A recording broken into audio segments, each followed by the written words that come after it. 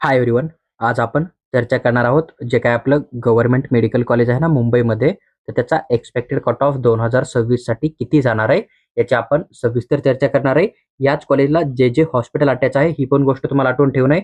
सगळ्यात अगोदर जर आता आपण कॅटेगरीनुसार एक्सपेक्टेड कट ऑफ कसा आयडेंटिफाय करायचा याचा विचार केला तर सगळ्यात महत्वाची गोष्ट आहे जो काय लास्ट इयरचा म्हणजे 2025 मध्ये जे ऍडमिशन क्लोज झाले ना, तर त्यांचा कॅप राऊंड 1 किंवा कॅप राऊंड 2 चा जो कट ऑफ होता ना, त्यालाच तुम्ही एक्सपेक्टेड कट ऑफ घेऊन चालू शकता. आता बरेच लोक तुम्हाला सोशल मीडियावर असं बोलतील की बाबा जो काय शेवटचा राऊंड होता किंवा लास्ट ऍडमिटेड स्टुडंट होता ना, त्याचा जो नीट स्कोर असतो त्याला तुम्ही एक्सपेक्टेड कट ऑफ घेऊन चालू शकता. पण तुम्हाला तशी गोष्ट बिलकुल पण करणं नाहीये. एक गोष्ट लक्षात ठेवा, जो काय कॅप राऊंड 1 चा कट ऑफ असतो ना, तोच कट ऑफ तुम्हाला कॅप राऊंड 2 कॅप राऊंड 3 मध्ये बऱ्याच वेळा फॉलो होताना दिसून येतो. किंवा बऱ्याच वेळा असं पण होतंय, सध्या महाराष्ट्र स्टेट गव्हर्नमेंट काय करतंय 2 वर्षापासून, की जर समजा एखादा विद्यार्थी कॅप राऊंड मध्ये सीट अलॉटमेंट होतंय किंवा कॅप राऊंड 2 मध्ये होतंय आणि त्याच्याकडे एखादा कॅटेगरीचा डॉक्युमेंट नाहीये, तर त्या विद्यार्थ्याला अजून 6 महिने टाइम जो आहे तो एक्सटेंड करून दिला जातो, की तू 6 महिन्यामध्ये तुझा डॉक्युमेंट करेक्ट कर आणि तो डॉक्युमेंट आणून कॉलेजमध्ये सबमिट कर.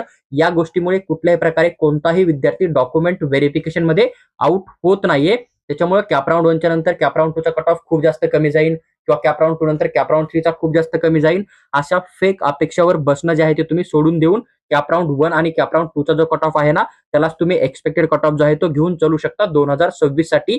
आणि मी जो कट ऑफ तुम्हाला प्रत्येक व्हिडिओमध्ये शेअर करत आहे कोणत्याही कॉलेजचा, तर तो cut off cap round 1 cap round 2 cap round 3 चा जो लास्ट इयरचा कट ऑफ आहे ना, त्याला अप्रॉक्सिमेटली क्रॉस ओव्हर करूनच मी तो कट ऑफ जो आहे तो तुमच्याबरोबर या ठिकाणी शेअर करत आहे.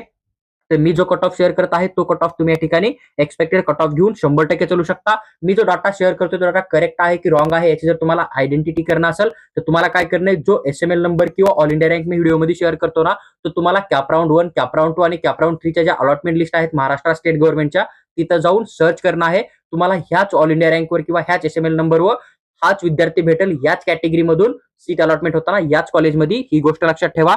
आता जर आपण कॅटेगरीनुसार बघितलं तर सगळ्यात अगोदर मी तुम्हाला प्रत्येक कॅटेगरीमधून त्या विद्यार्थ्याचा एसएमएल नंबर, त्याचा ऑल इंडिया रँक आणि त्याचा नीट स्कोर शेअर करणार आहे. तर तुम्ही जर एवढा नीट स्कोर किंवा एवढा जर ऑल इंडिया रँक तुमचा बनला तर तुम्हाला 2026 ला अलॉटमेंट होऊ शकतं. यामध्ये अजून एक गोष्ट लक्षात ठेवणं आहे, जर पेपरचा लेवल चेंज झाला त्या ठिकाणी तुम्हाला प्लस मायनस जे आहे ते 5 to 10 मार्क्स या ठिकाणी घेऊन चालणं आहे. ही गोष्ट लक्षात ठेवा. आता जर आपण एससी कॅटेगरीचा सगळ्यात अगोदर विचार केला तर एससी कॅटेगरीमधून जो एसएमएल नंबर आहे 4983 पर्यंत तुम्हाला अलॉटमेंट होऊ शकतं. स्टेट काउन्सिलिंग मधून 85% स्टेट कोट्याची आपण चर्चा करतोय. ऑल इंडिया कोटा जो असतो ना तो अलग राहतो, तिथं कट ऑफ अजून पण तुम्हाला थोडा हाय बघायला डेफिनेटली मिळणार आहे. जर आपण ऑल इंडिया रँक बघितला तर 60,870, नीट स्कोर 493. नंतर एसटी कॅटेगरीचा जर आपण विचार करतोय एसएमएल नंबर 14,533. जर आपण ऑल इंडिया रँक बघितला तर 1,79,998 आहे, 416 नीट स्कोर. नंतर फीजे कॅटेगरीसाठी आपण जर चर्चा केली तर जवळपास 2,119 जो आहे तो एसएमएल नंबर, 27,605 तुम्हाला ऑल इंडिया रँक बघायला भेटणार आहे आणि 525 नीट स्कोर जो आहे तो लास्ट इयरचा क्लोजिंग कट ऑफ जो आहे तो तुम्हाला फर्स्ट किंवा सेकंड राऊंडचा या ठिकाणी बघायला मिळेल. एनटीबी कॅटेगरीचा डाटा अरेंज नाही, जसं की आम्ही समजा इथं जर कॅप राऊंड 2 ला अप्रॉक्सिमेटली जर घेतला असेल तर या ठिकाणी असं पण होऊ शकतं की एनटीबी कॅटेगरीची एकच जागा होती जी की कॅप राऊंड 1 मध्ये 100% कंप्लीट झाली. त्या विद्यार्थ्याला सीट अलॉटमेंट झालं, त्यांना बेटरमेंटला अप्लाय न करता त्याच ठिकाणी टेन्शन फॉर्म भरून दिला आणि त्याचं ऍडमिशन तिथंच कन्फर्म झालं, तर हा कट ऑफ जो आहे तो सेकंड किंवा थर्ड राऊंडला पुढे कंटिन्यू पण केला जात नाहीये. ही पण गोष्ट तुम्हाला लक्षात ठेवणं आहे. तर आता एनटीबी कॅटेगरीसाठी किती कट ऑफ घ्यायचा, तर जो काही फीजे कॅटेगरीचा कट ऑफ आहे ना त्यापेक्षा -10 to 5 मार्क्स तुम्ही जो आहे तो या ठिकाणी एनटीबी कॅटेगरीसाठी कट ऑफ घेऊन चालू शकतात. किंवा कमेंट बॉक्समध्ये कमेंट करा, आम्ही तुम्हाला त्याचा रिप्लाय करून एक्सपेक्टेड कट ऑफ किती जाणार आहे ऑल इंडिया रँकनुसार तो डेफिनेटली शेअर करू.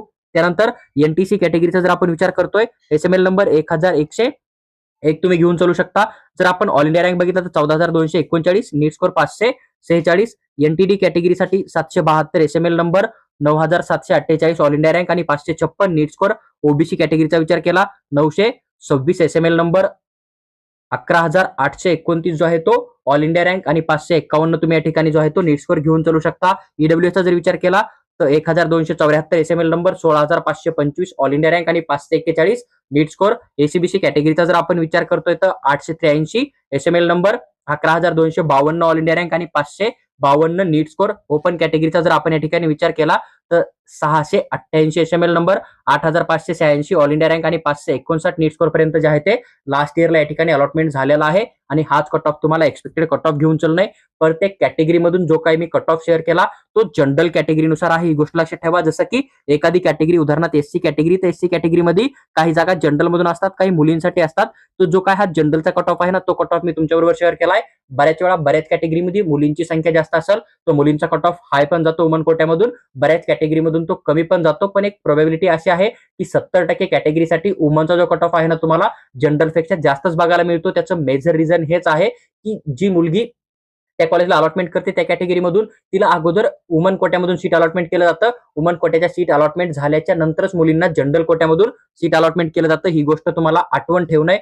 तुम्हाला जर अशाच प्रकारे महाराष्ट्र स्टेट काउन्सिलिंग बद्दल इन्फॉर्मेटिव्ह व्हिडिओ हवे असतील, MBBS, BDS, BMS, BHMS, BSc nursing course बद्दल, तर तुम्ही चॅनलला सबस्क्राईब करून आमच्यासोबत जोडून राहा. त्याचबरोबर ही जर पीडीएफ तुम्हाला हवी असेल किंवा फ्युचरमध्ये येणारे अपडेट जर तुम्हाला हवे असेल तर तुम्ही आमचा टेलिग्राम ग्रुप जॉईन करा. आम्ही तिथं प्रत्येक पीडीएफ जी आहे ती फ्री ऑफ कॉस्टमध्ये नक्की शेअर करू.